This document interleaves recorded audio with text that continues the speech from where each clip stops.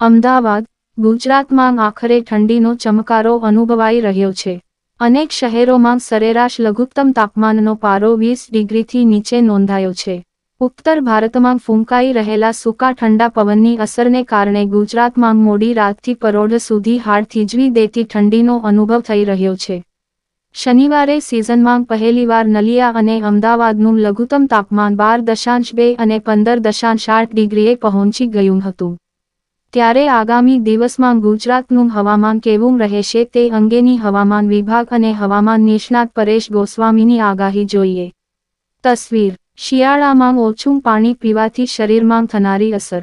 માથાનો દુખાવો, હૃદય સમસ્યાઓ, અપચો, ટોયલેટ ઇન્ફેક્શન, પ્રોસ્ટેટ સમસ્યા, પિત્તાશયની પથરી, સ્નાયુમાં દુખાવો, હાડકામાં દુખાવો, સાંધાનો દુખાવો, સંધિવા, સ્નાયુ ખેંચાણ, સાંધામાં અકડન, હાથ અને પગમાં સોજો. આમળા ખાવાથી થાય છે અદ્ભુત ફાયદો, પરંતુ આ 5 લોકો માટે સાબિત થશે slow poison.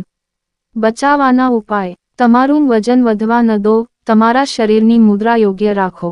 Processed food, gluten food અને વધુ પડતું મીઠું અને ખાંડ ટાળો. ધૂમ્રપાન અને દારૂ પીવાનું ટાળો. ગરમ કપડાં પહેરો, વધુ પાણી પીઓ, કસરત કરો અને કોઈને કોઈ સ્વરૂપે વિટામિન ડી લેવાનો પ્રયાસ કરો. ઘરેલું ઉપચાર: અજમો, લસણ, મેથી, સૂકું આદુ, હળદર, નિર્ગુંદી અને પારિજાત જેવી સામગ્રીનો ઉપયોગ કરીને ઘરે પેડંટક તેલ બનાવો. બધું બરાબર મિક્સ કરો, તેનો રસ કાઢો અને તેને સરસવ અથવા તલના તેલમાં ઉકાળો. શરીરના પ્રભાવિત ભાગો પર સારી રીતે મસાજ કરો. ડિસ્ક્લેમર: પ્રિય વાચક, અમારા સમાચાર વાંચવા બદલ આભાર. આ સમાચાર ફક્ત તમને જાગૃત કરવાના હેતુથી લખવામાં આવ્યા છે. અમે આ લખવા માટે સામાન્ય માહિતીની મદદ લીધી છે. જો તમે તમારા સ્વાસ્થ્ય સંબંધિત કંઈ પણ વાંચો છો, તો તેને અપનાવતા પહેલા નિષ્ણાતની સલાહ ચોક્કસ લો. શરીરમાં પાણીની ઉણપને કારણે અનેક પ્રકારની બીમારીઓ થાય છે.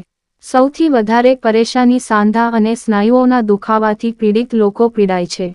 ઉપરથી આવતી ઠંડી હવાના પ્રકોપને કારણે પાણીના અભાવે સાંધામાં પ્રવાહી ઓછું થવા લાગે છે અને પછી સાંધાઓ એકબીજા સાથે અકળાઈ જવાની શક્યતા વધી જાય છે.